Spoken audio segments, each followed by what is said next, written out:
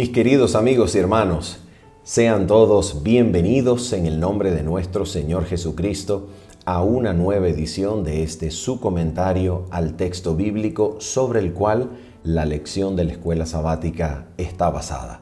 Repaso comentario semanal que tiene como intención, en el nombre de Jesucristo, no solamente contribuir con una mirada adicional al texto bíblico sobre el cual la escuela sabática está basada, sino también ayudar en el nombre de Cristo para que por medio del Espíritu Santo usted pueda desarrollar su propia mirada al texto bíblico para que el Espíritu de Dios cumpla su maravillosa promesa de enseñarle individualmente a usted para que ninguno tenga necesidad de enseñar a su prójimo diciendo, he aquí, conoce al Señor, sino que todos conozcan al Señor, desde el más grande hasta el más pequeño de ellos.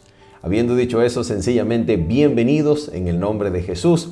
Nos complace saludarles, abrazarles de manera digital y en el nombre de Cristo acompañarle para que usted, por medio de la contemplación de las Sagradas Escrituras, pueda crecer en la gracia de nuestro Señor Jesucristo.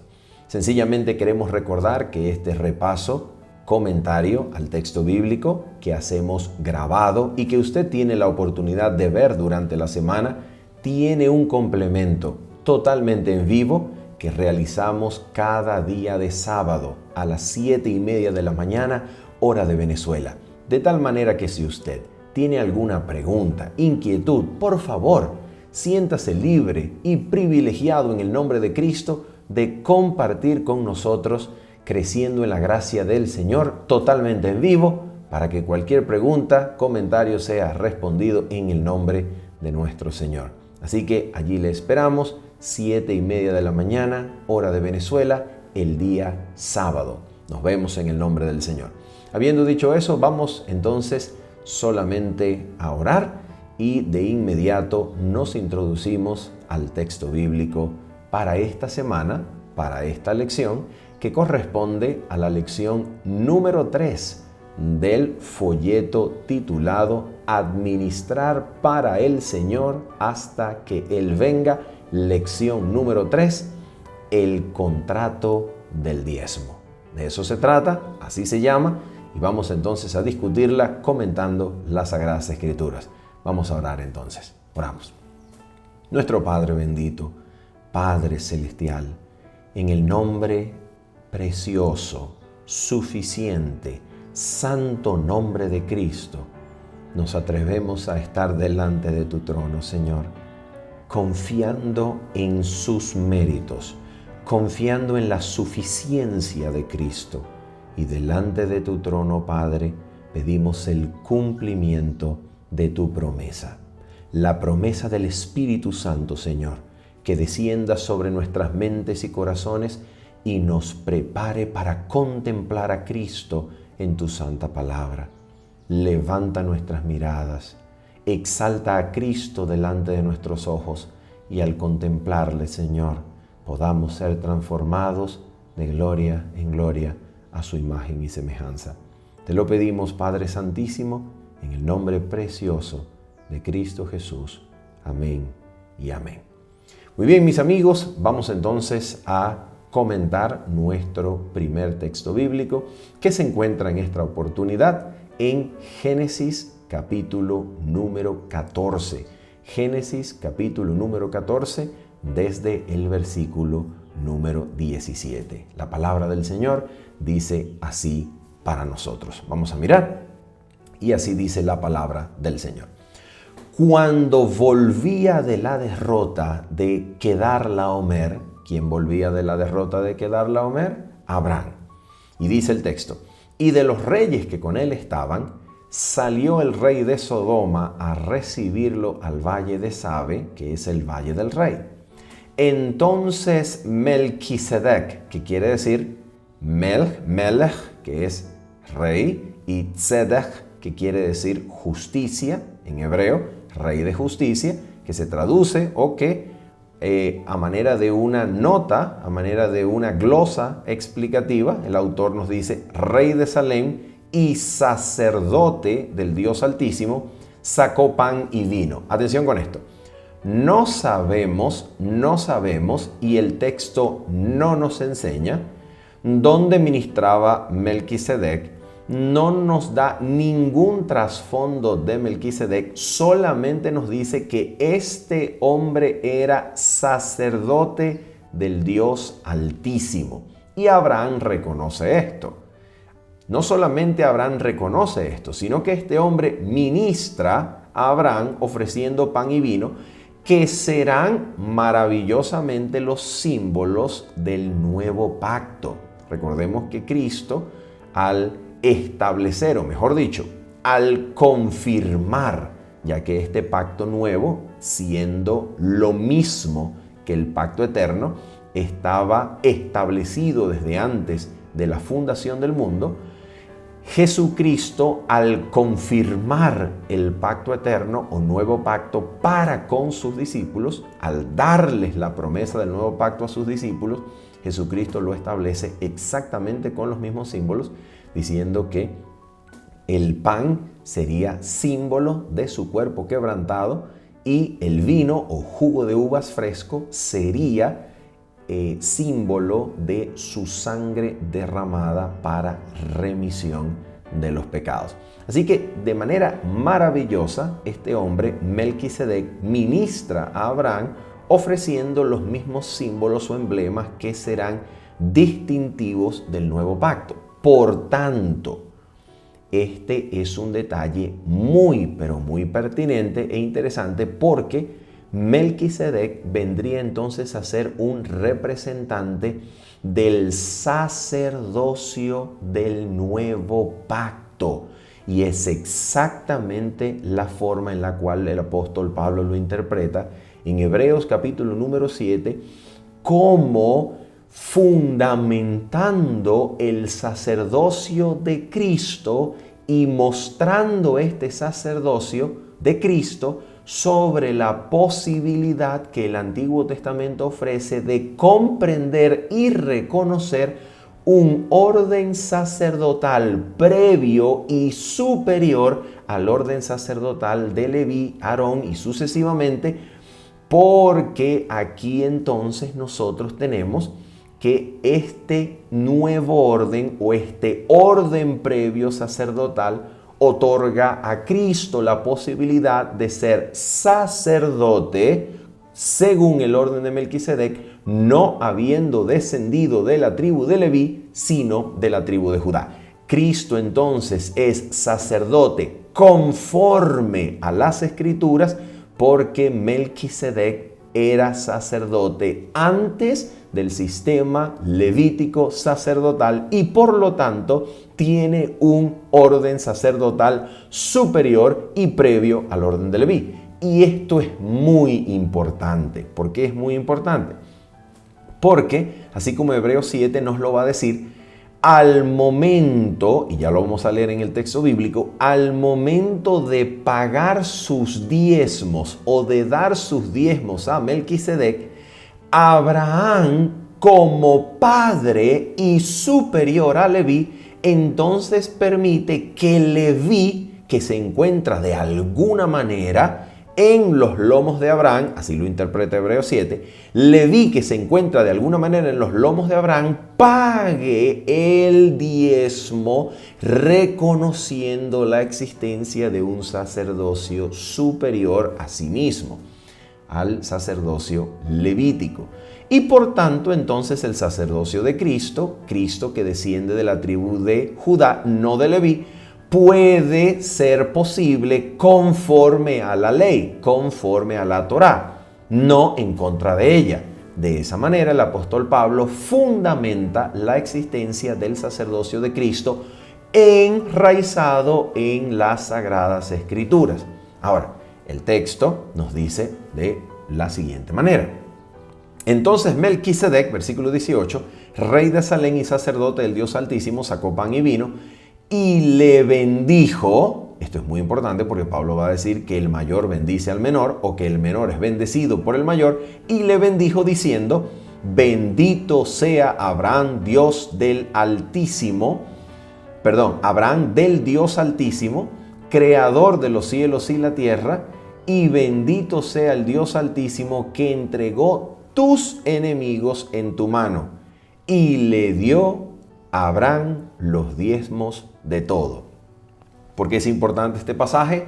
Este pasaje es importantísimo también porque entonces fundamenta la existencia práctica y reconocimiento del deber de devolver a Dios los diezmos en una ocasión previa al Sinaí. Quiere decir que el diezmo es pre-sinaítico, anticipa al Sinaí y por tanto tiene que ver también con el nuevo pacto, porque recuerden que en el siguiente mismísimo capítulo 15 es donde el Señor ratifica su pacto, que es el pacto dado en forma de promesa a Abraham, que es el pacto evangélico, porque Gálatas 3 nos dice que Dios estaba dando de antemano o evangelizando de antemano a Abraham en Génesis capítulo 15, y por tanto entendemos que el diezmo está de alguna manera relacionada también con el nuevo pacto. Quiere decir que anticipando o siendo pre-sinaítico, el diezmo no está primariamente relacionado con el antiguo pacto, sino que puede ser visto también como una práctica de la fe de Abraham, a quien Dios le entrega la promesa del nuevo pacto, la promesa del pacto evangélico, según Gálatas capítulo número 3, que en realidad es una promesa entre el Padre y Jesucristo su Hijo, de manera entonces que la práctica del diezmo de alguna forma está relacionada con el nuevo pacto, el pacto eterno, y por tanto, no estando vinculados solamente con el antiguo pacto, creemos que su práctica permanece en el tiempo a pesar de que el antiguo pacto no fue la intención de Dios para con sus hijos. Recordemos que el antiguo pacto es un pacto concertado por la suficiencia propia, confianza propia del pueblo, que cree poder obedecer por sí mismo y concerta el pacto sinaítico o antiguo pacto con Dios, pero este no era el propósito de Dios. El propósito del Dios eterno era que el pueblo abrazase el pacto de Abraham, el pacto abrahámico, el nuevo pacto o el pacto eterno, para que sintiendo la necesidad de un Salvador, se aferraran a Cristo, el libertador que los había librado de Egipto y los había traído en alas de águila para sí mismo. Lamentablemente, el pueblo no creyó, fue incrédulo y por esa razón concertó pacto antiguo con el Señor basado en su propia habilidad para obedecer, rechazando el nuevo pacto y por tanto constituyéndose este oscuro momento de la historia de la Biblia, en donde Dios, en vez de grabar su ley en la mente y corazones de ellos, la graba solamente sobre tablas de fría piedra, simbolizando dos diferentes actitudes ante la promesa del Señor. Actitud de antiguo pacto: yo obedezco, yo puedo, tranquilo Señor, yo te voy a satisfacer, tengo la capacidad de obedecerte, yo haré todo para que tú me des. Actitud de nuevo pacto: oh Señor, si me das a Cristo, si tú lo dices, confío en tu palabra, veo tu obra en mí, hazme obediente conforme a tu voluntad. Actitud de nuevo pacto. Estas dos entonces actitudes que la Escritura nos enseña en relación con la promesa del Señor, tiene que ver también con el diezmo. ¿Cómo es que tiene que ver con el diezmo? Ya lo vamos a mirar. Y para esto vamos a hacer recurso del texto bíblico que se encuentra en Génesis capítulo número 28. Y para eso vamos entonces a comentar lo que fue de cierta manera este tipo de voto que hizo el patriarca Jacob, que también anticipa al Sinaí, en la noche de su huida hacia Oriente. Mira lo que dice, atención, mira lo que dice este versículo número 20 de Génesis capítulo 28, nos dice lo siguiente: e hizo Jacob voto diciendo: si fuere Dios conmigo y me guardare en este viaje en que voy, y me diere pan para comer y vestido para vestir, y si volviere en paz a casa de mi padre, Jehová será mi Dios, y esta piedra que he puesto por señal será casa de Dios, y de todo lo que me dieres, el diezmo apartaré para ti. Ahora, vamos a mirar lo que nos comenta, porque esto es bien importante. Vamos a mirar lo que nos comenta el espíritu de profecía en relación con este tipo de voto que hizo el patriarca Jacob en la noche de su ida. Dice así la mensajera del Señor en Patriarcas y Profeta, capítulo número 17, dice lo siguiente para nosotros: Jacob no estaba tratando de ponerle condiciones a Dios. El Señor ya le había prometido prosperidad. Y aquí hay algo demasiado importante. Cuando Dios promete algo, su promesa, al ser dada por medio de su palabra, es una realidad en sí misma. La palabra de Dios fue la que creó los mundos, llamó la vida a la existencia, y por tanto la palabra del Dios eterno no requiere una obra extra adicional de Dios para ser cumplida. La palabra es la misma obra porque lleva el poder, la misma vida de Dios para cumplir lo que en ella se anuncia. De tal manera que si Dios promete algo, nosotros podemos tomar a Dios por su palabra y creer que al dar su palabra, la obra está hecha. Es tan seguro como si la historia ya hubiese sido de manera anticipada o sucedido desde el principio. Dice entonces, el Señor ya le había prometido prosperidad, y este voto era la expresión de un corazón lleno de gratitud por la seguridad del amor y la misericordia de Dios.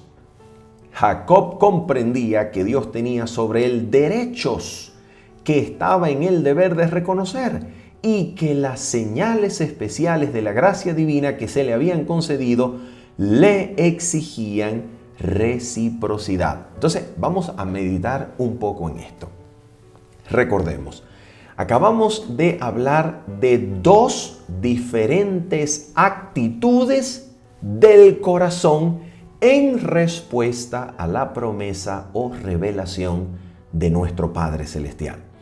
Una actitud que podemos llamar actitud de antiguo pacto o de viejo pacto, que es la actitud de creernos nosotros en la capacidad de hacer un contrato con Dios, concertar un acuerdo con Dios, basado en la confianza propia y en la capacidad propia de obedecer a Dios, creyéndonos a la altura de manejar a Dios según nuestras promesas, que terminan siendo promesas realmente débiles e incapaces nosotros de cumplirla.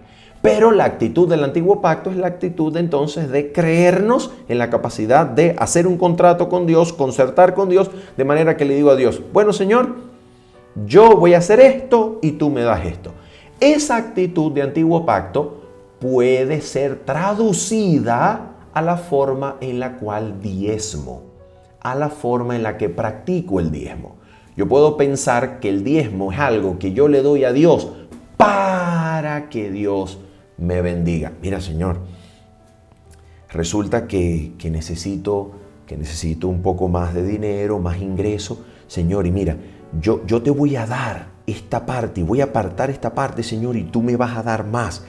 Y yo, Señor, voy a hacer esto fielmente cada día o cada mes o cada quincena. Yo lo voy a apartar y, Señor, tú me vas a dar, tú me vas a bendecir. Y, Señor, entonces nota, es una actitud de antiguo pacto, una actitud de hacer un contrato con Dios, una actitud de hacer o concertar un acuerdo con Dios basado en mi capacidad de darle a Dios, ¿ok?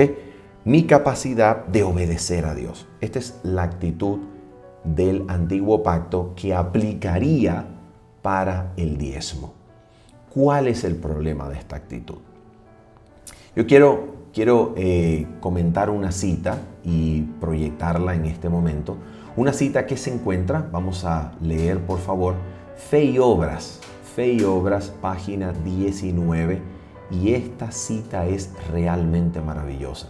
No solamente por su contenido, sino por su capacidad de poner las cosas en su correcto y adecuado lugar. Mira lo que dice esta cita del Espíritu de Profecía. Fe y Obras, página 19, capítulo número 1, dice lo siguiente. Esta era la situación de la raza humana después que el hombre, por su transgresión, se divorció de Dios. Está comentando lo que sucedió en el momento en que Adán y Eva pecaron, rebelándose contra su Creador, cayendo en el pecado por causa del engaño satánico. Ahora dice así.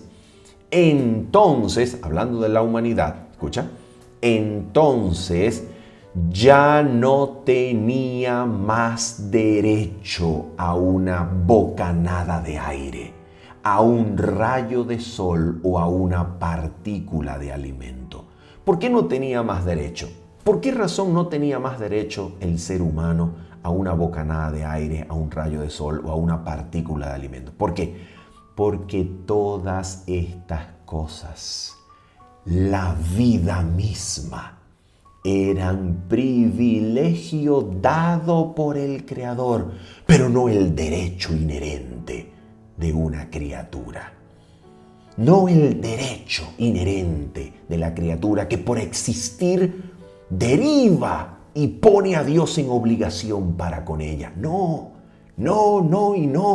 La criatura no tenía derechos inherentes por existir.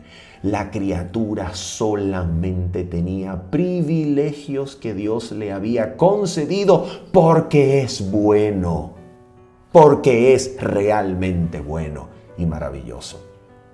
Pero en el momento en que la criatura desobedece y se rebela contra su Creador, pierde esos privilegios, los entrega de vuelta y ya no tiene derecho a nada.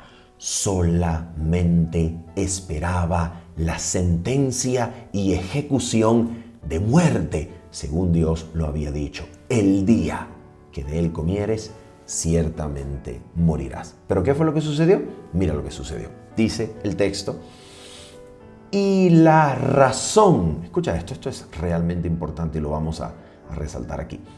Y la razón por la cual el hombre no fue aniquilado fue porque Dios lo amó de tal manera que otorgó el don de su amado Hijo para que Él sufriera la penalidad de la transgresión. Sigue diciendo el texto lo siguiente. Cristo, fíjate esto. Cristo estuvo dispuesto a convertirse en el fiador y sustituto del hombre, cosa que había sido el designio del pacto eterno desde antes de la fundación del mundo. Cristo estuvo dispuesto a convertirse en el fiador y sustituto del hombre a fin de que éste, mediante su incomparable gracia, pudiera tener otra oportunidad, una segunda prueba, teniendo la experiencia de Adán y Eva como una advertencia para que no transgredieran la ley de Dios como ellos lo hicieron. Y ahora mira cómo termina la cita. Mira cómo termina la cita y por qué es importante observar con cuidado esta declaración. Porque la mayordomía solamente tiene adecuado y correcto lugar en el pensamiento bíblico cuando se comprende como una consecuencia de la salvación gratuita, de la salvación por gracia, de la justificación por la fe, de la justicia de Cristo, del pacto eterno. Si usted pone o invierte el orden, el resultado es catastrófico. El resultado es simonía, creer que se puede comprar los dones de Dios por algo que yo le dé a Él. La mayordomía bíblica solamente viene luego de una correcta comprensión de la justicia de Jesucristo, del pacto eterno, de la salvación solo por la fe, solo por la gracia, que pone todas las cosas en su adecuado lugar. Por eso dice, escucha esto: y en cuanto el hombre disfruta las bendiciones de Dios en la dádiva del sol y la dádiva del alimento, debería inclinarse delante del Hacedor en agradecido reconocimiento de que todas las cosas provienen de Él. Todo lo que se le devuelve a Dios es tan solo su propiedad que Él nos ha concedido. Una pregunta, según dice este pasaje que acabamos de leer. ¿Sobre quién hace Dios salir su sol? ¿Sobre quién dispensa el aire? ¿A quién otorga Dios alimento? ¿O solamente a los que diezman? No, no y no. ¿Y por qué esto es tan importante? Oh, mis queridos amigos y hermanos, porque la forma bendita, adecuada y santa de comprender el diezmo es según se establece en las Escrituras, según el principio bíblico que encontramos en 2 de Timoteo capítulo 2, versículo 11 hasta el versículo número 13. Leámoslo. Dice la Biblia: palabra fiel es esta. Si somos muertos con Él, también viviremos con Él. Si sufrimos, también reinaremos con Él. Si le negáremos, Él también nos negará. Si fuéremos infieles, Él permanece fiel. Él no puede negarse a sí mismo. ¿Te das cuenta cuál es el principio bíblico sobre el cual debe estar edificado, construido y comprendido la práctica del diezmo? No sobre la actitud del antiguo pacto. Oh Señor, te voy a dar para que me des. No, no. Sino sobre la actitud del nuevo pacto. Señor, todo lo que tengo, soy y vivo, lo vivo en Cristo Jesús, mi Salvador, porque en Él existo, en Él soy y en Él me muevo. Respiro gracias a Cristo. Como gracias a Cristo sale el sol sobre mi cabeza, gracias a Cristo, porque el Padre Celestial es tan bueno que hace salir su sol sobre malos y buenos. Ese bendito Creador que ya me ha dado, que ya me ha bendecido, ese Creador que me sostiene vivo para que vea a Cristo y sea atraído por su gracia, con un corazón constreñido, movido por el amor eterno del Padre de Gloria. Esa motivación hace que yo reconozca que todo proviene de Él y que entonces al devolverle el 10%, lo que es su propiedad, que Él me ha dado primero, reconozco que solamente hago lo mínimo que puedo hacer. Hago solamente algo que Él no necesita, sino que se ha complacido en darme para que yo me convierta en un agradecido delante de Dios que reconoce que todo, no solamente el 10, sino el 90 también, todo el 100% es de Dios. Lo vivo, lo tengo gracias a Dios, y al devolverlo solo reconozco que por su gracia respiro, por Cristo veo el sol, por Cristo puedo comer Y al reconocerlo, sencillamente reconozco su precioso amor por encima de todas las cosas, en agradecido reconocimiento humilde de su maravillosa gracia que provee todas las cosas, incluso allí cuando yo no les reconocía, incluso cuando yo no creía en Él, incluso cuando a mí ni siquiera me interesaba Él. Él me dio de sí, de su gracia, de su amor, y me sostuvo con vida hasta el día en que pude ver a Cristo y mi corazón se dio ante su gracia. ¿Te das cuenta? Esa es la actitud del nuevo pacto en relación con el diezmo.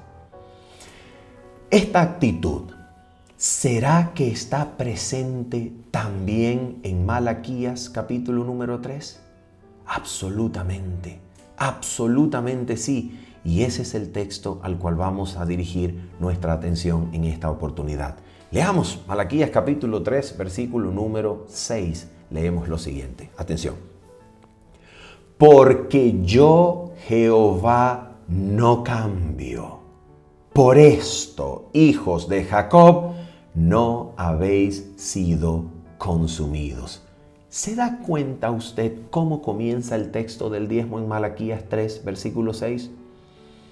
Anclando, fundamentando la práctica en la comprensión del carácter benévolo, constante, no cambiante, maravilloso carácter constante de Dios, que gracias a que Él es fiel, no cambia y sigue siendo fiel, nosotros aún tenemos vida en esta tierra. Cuando comprendes ese carácter inamovible de Dios, cuando comprendes ese bendito carácter constante de amor, entonces el corazón constreñido puede observar correctamente y según la práctica o la actitud del nuevo pacto, el diezmo que se devuelve al Señor. Por eso continúa diciendo el profeta Malaquías: desde los días de vuestros padres os habéis apartado de mis leyes y no las guardasteis, pero no han sido consumidos. ¿Te das cuenta? Por el carácter benévolo y santo de Dios que aún los sostiene con vida a pesar de la transgresión. Precisamente porque condenó el pecado en Cristo, puede darnos la oportunidad de seguir con vida en medio de nuestras transgresiones. Él condenó el pecado en Cristo, dándonos vida a pesar de no seguir sus leyes constantemente. ¿Te das cuenta? Sigue diciendo el texto: volveos a mí y yo me volveré a vosotros, ha dicho Jehová de los ejércitos. Mas dijisteis: ¿en qué hemos de volvernos? Y Dios pregunta: ¿robará el hombre a Dios? Pues vosotros me habéis robado. Y dijisteis: ¿en qué te hemos robado? En vuestros diezmos y ofrendas. Y por esa razón, escucha esto. El Señor dice en el versículo número 10: traed todos los diezmos al alfolí. ¿Qué cosa es el alfolí? Ya lo vamos a descubrir, ya lo vamos a comentar, ya vamos a profundizar un poquito en esto. Pero el alfolí era el lugar del templo donde se almacenaba los diezmos dados por el pueblo para ser administrados de tal manera que pudiesen ser sostenidos los sacerdotes que ministraban en el templo de acuerdo a sus clases, de acuerdo a su tiempo, y aquellos también que no estaban presentes en el templo, pero que vendrían a ministrar posteriormente según su clase sacerdotal. ¿Ok? Recuerden que el año estaba dividido en clases. No todos los hijos de Leví estaban en el templo o sirviendo en el templo en ese momento, en un momento específico, sino que rotaban, y entonces probablemente algún hijo de Leví alguna vez en su vida le tocaba ministrar, algunos no, algunos sencillamente eran y ejercían trabajos artesanales en sus ejidos, trabajos de agricultura o trabajos de ganadería, pero algunos tenían el privilegio, según su clase, de ir al menos una vez en la vida a ministrar en el templo, y de allí eran alimentados los sacerdotes de ese alfolí, de ese almacén que almacenaba la provisión de diezmos dadas por los hijos de Israel. Sigue diciendo el pasaje.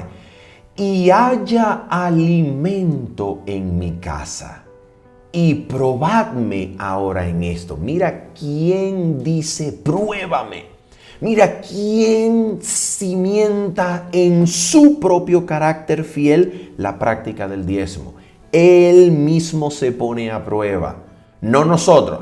Señor, mira, te voy a dar aquí, Señor, y vamos a hacer un contrato, te voy a dar para que me dé. No. Él dice, dame que yo soy fiel y pruébame en esto, para que tú veas. Para que tú veas. ¿Te das cuenta? La actitud del nuevo pacto es donde Dios promete y se pone a sí mismo a prueba. No, nosotros prometemos y lo ponemos a prueba a Él, a ver si verdaderamente es fiel. Si no es fiel, entonces dejo de diezmar porque Él me va a bendecir en armonía con lo que le dé. No es así que funciona. En la actitud del nuevo pacto, Dios se pone a sí mismo a prueba porque Él conoce su carácter, su capacidad de cumplir, porque solamente Dios es capaz de cumplir lo que promete en todo tiempo y en todo lugar, no así nosotros. Y por eso dice, probadme ahora en esto, dice Jehová de los ejércitos, si no os abriré las ventanas de los cielos y derramaré sobre vosotros bendición hasta que sobreabunde. Y aquí nosotros entonces tenemos una tarea bien importante, y es la tarea, mis queridos amigos y hermanos, de ampliar un poquito la visión acerca del alfolí. ¿Y por qué tenemos la tarea de ampliarlo? Porque es absolutamente claro en el texto bíblico. A ver, nota esto. ¿Quién es el alfolí? La pregunta, ¿quién es el alfolí?, es importantísima porque de la respuesta depende a dónde usted va a llevar el diezmo. ¿Se da cuenta? Ahora bien, si el alfolí era el lugar, el cuarto, el almacén, el espacio creado, construido en el templo para almacenar los diezmos dados por los hijos de Israel y así sustentar la clase sacerdotal, si este es el almacén, y esto estaba en el templo, entonces, ¿quién o dónde o qué cosa es el alfolí hoy en este tiempo en el cual el templo no existe y en el cual nosotros debemos relacionarnos con Dios conforme a los principios del pacto eterno y no conforme a los principios o actitudes del antiguo pacto? ¿Qué cosa es el alfolí el día de hoy? Ahora, mira esto. Aquí hay algo pero muy interesante y debemos con admiración reconocer la manera honesta, la manera extraordinaria en la cual la lección de la escuela sabática en el día lunes lo redacta. Esto es una manera honesta, es una manera admirable y es una manera realmente cristiana de estipular este asunto. ¿Por qué? Mira por qué. En el lunes, la lección del día lunes, mira cómo lo redacta la lección. Voy a leer lo que constituiría el segundo párrafo de texto, no tomando en cuenta la pregunta inicial, sino el segundo párrafo de texto hacia la parte final del párrafo. Hablando acerca de dónde está la tesorería, dónde está el alfolí o cuál es el alfolí, dice así la lección del día lunes. En armonía con este principio bíblico de la tesorería o alfolí, la Iglesia Adventista del Séptimo Día ha designado a las asociaciones, las misiones y las uniones de iglesias locales como tesorerías en nombre de la Iglesia mundial y de las cuales se paga el ministerio o la obra eclesiástica. Esta manera de redactarlo es realmente honesta y es admirable. ¿Por qué? Porque la Iglesia no está diciendo en su folleto de escuela sabática, nosotros, la Iglesia Adventista del Séptimo Día, somos el alfolí de Dios en este momento de la historia del mundo. No está diciendo eso. Tampoco está diciendo que el alfolí es la tesorería de la asociación Misión Unión. No. No está diciendo eso. Lo que está diciendo es que la Iglesia Adventista del Séptimo Día ha designado. Y la pregunta es, ¿por qué es realmente honesta la forma en la cual se está redactando esto?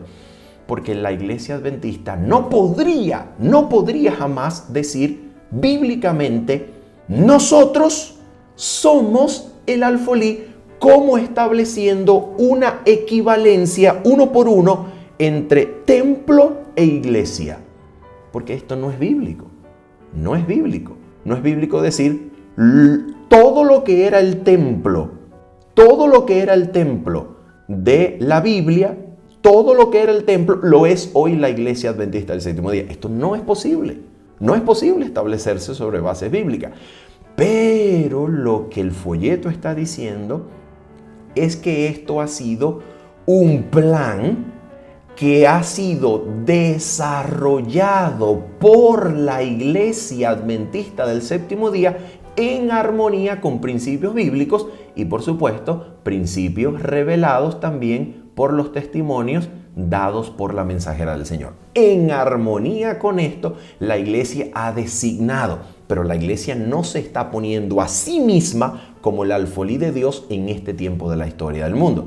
Y eso es absolutamente acorde con la creencia en nuestro manual de iglesia, con la creencia, parte de las 28 creencias fundamentales, la creencia titulada La Mayordomía, que establece, atención, la práctica del diezmo y las ofrendas como una creencia fundamental de la Iglesia Adventista del Séptimo Día, pero en la redacción de la creencia no se estipula a la Iglesia Adventista del Séptimo Día como la receptora única y exclusiva, como alfolí de Dios o como tesorería de Dios para este mundo. No se estipula en la creencia llamada mayordomía. Por esa razón es que el diezmo no es eclesiásticamente, al menos dentro de la Iglesia Adventista, no es una prueba de discipulado, no es causa de desincorporación de una persona de la fe adventista del séptimo día. Y esto es muy importante y es necesario aclararlo. Ahora bien, habiendo dicho esto, vamos entonces a mirar Deuteronomio número 14. ¿Por qué razón vamos a mirar Deuteronomio número 14 para finalizar nuestro comentario? Porque en Deuteronomio 12, que es el texto que la lección cita, en Deuteronomio 12 se establece el lugar en el cual los israelitas debían llevar, ejercer y experimentar cualquier acto en relación con el culto a Dios.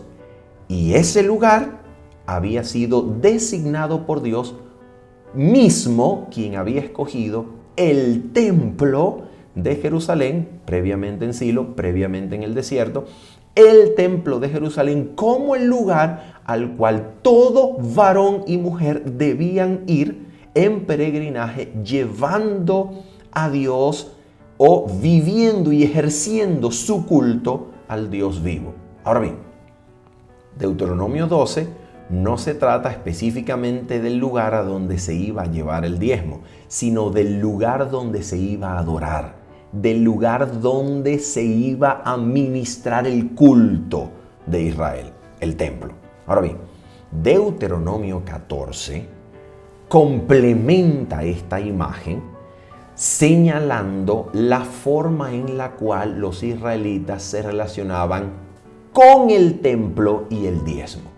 Mira cómo se relacionaban con el templo y el diezmo. Esto es muy importante conocerlo. Dice así, versículo número 22 de Deuteronomio 14. Indefectiblemente diezmarás todo el producto del grano que rindiere tu campo cada año. Atención.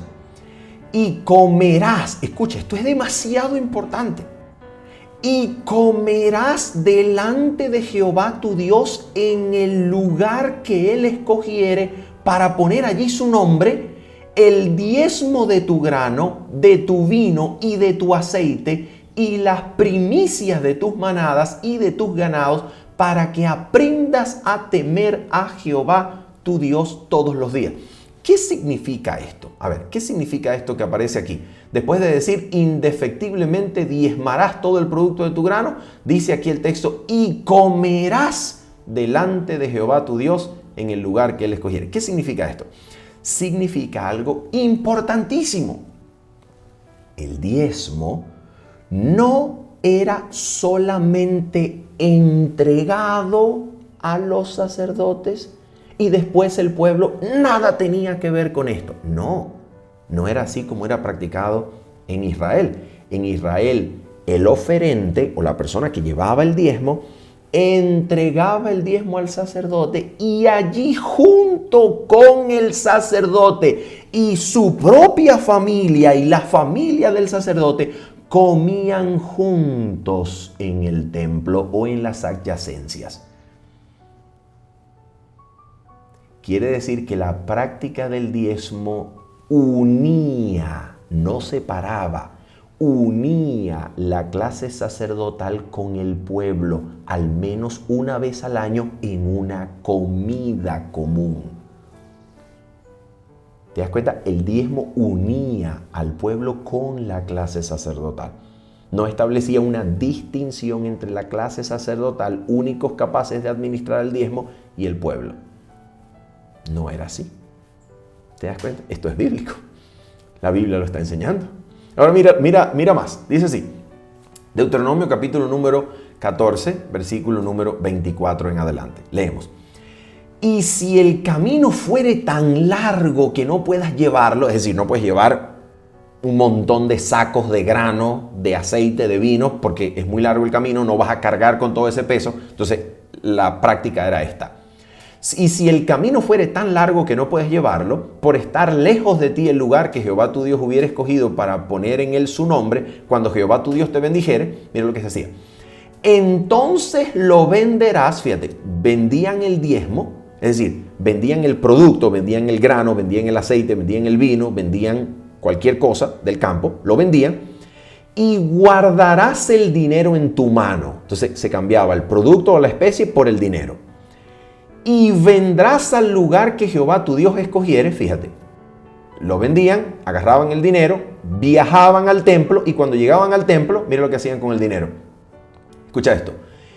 Y darás el dinero por todo lo que deseas, por vacas, por ovejas, por vino, por sidra o por cualquier cosa que tú deseares, y comerás allí delante de Jehová tu Dios y te alegrarás tú y tu familia. Quiere decir que la persona no llevaba el dinero del diezmo y se lo daba al sacerdote y el sacerdote decidía lo que se iba a comprar de ahí en adelante. No, así no se hacía. La persona que llevaba el diezmo en dinero, porque había cambiado el producto del campo por el dinero, ahora cuando llegaba al templo podía cambiar el dinero por lo que su corazón deseara y allí junto con su familia lo comía y se alegraba delante del Señor juntamente con el sacerdote. ¿Te das cuenta? Una práctica maravillosa, una práctica bíblica que acercaba el corazón del pueblo a la clase sacerdotal. Y ahora mira esto es maravilloso y es absolutamente bíblico, absolutamente bíblico. Escucha esto. Y no desampararás al levita que habitare en tus poblaciones, porque no tiene parte ni heredad contigo. ¿Qué quiere decir eso? Quiere decir que había un diezmo, y el pasaje lo va a decir con total claridad en los versos que vienen. Había un diezmo que no se llevaba al templo, sino que quedaba y se le daba al levita que vivía al lado. Porque los levitas no habían sido ubicados en una sola tribu, en un solo lugar de la tierra de Israel, sino que los levitas estaban esparcidos por todas las tribus y era posible que yo, siendo de la tribu de Judá o de Benjamín o de cual sea, yo tenía un levita de vecino.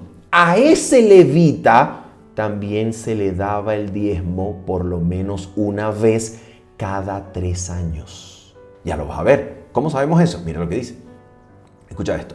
Atención con esto es clave, contundentemente bíblico y revelado. Escucha esto, mira lo que dice. Al fin de cada 3 años sacarás todo el diezmo de tus productos de aquel año y lo guardarás en tus ciudades. ¿Qué quiere decir lo guardarás en tus ciudades? Quiere decir no lo vas a llevar al templo. Escucha. Y vendrá el levita que no tiene parte ni heredad contigo, y el extranjero, el huérfano y la viuda que hubiere en tus poblaciones, y comerán y serán saciados, para que Jehová tu Dios te bendiga en toda obra que tus manos hicieren. Y aquí entonces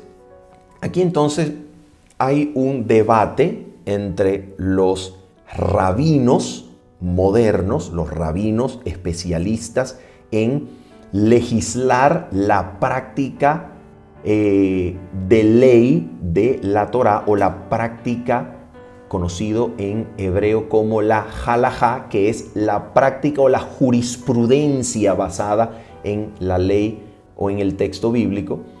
Y esta jurisprudencia experimenta un debate, porque se debate si cada 3 años, como dice en el texto, significa que los israelitas apartaban en un ciclo de 7 años, ¿ok?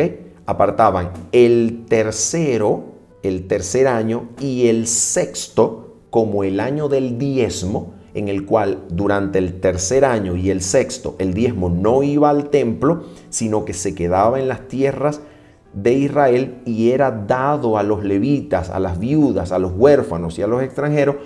O esta era una práctica en donde cada 3 años, aparte de llevar el diezmo al templo, también se daba el diezmo para las viudas, los extranjeros, los huérfanos y los levitas locales. Los rabinos no se han puesto de acuerdo, pero aquí hay algo fundamental. Al menos desde Deuteronomio 14 es absolutamente claro 2 cosas.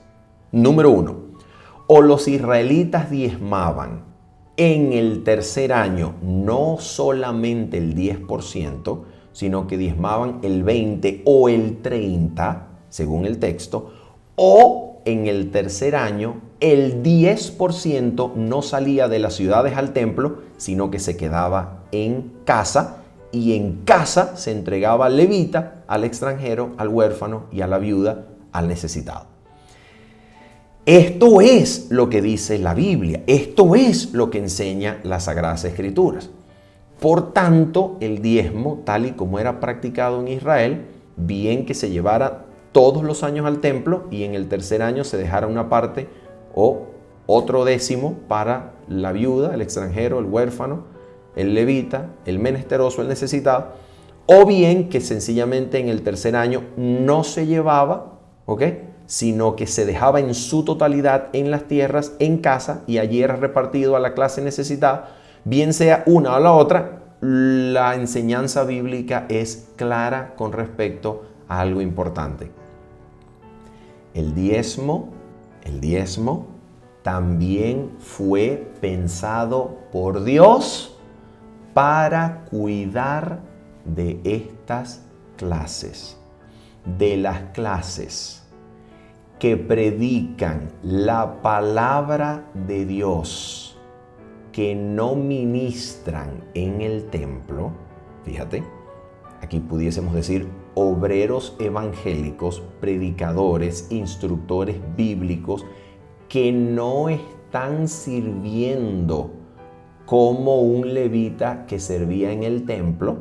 Puede ser, están sirviendo a Dios en sus hogares, en sus lugares, sin estar empleados formalmente en la obra evangélica.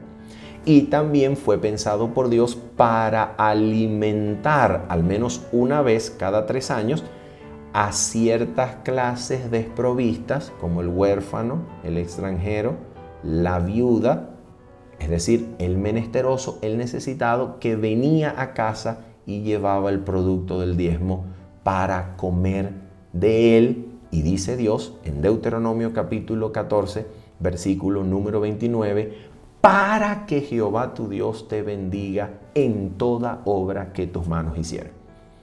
Esto es una práctica bíblica, está en las Escrituras y nosotros necesitamos tomar en cuenta esto. Necesitamos tomar en cuenta esto a la hora de ser conducidos en toda conciencia delante de Cristo en la forma en la cual practicamos el diezmo.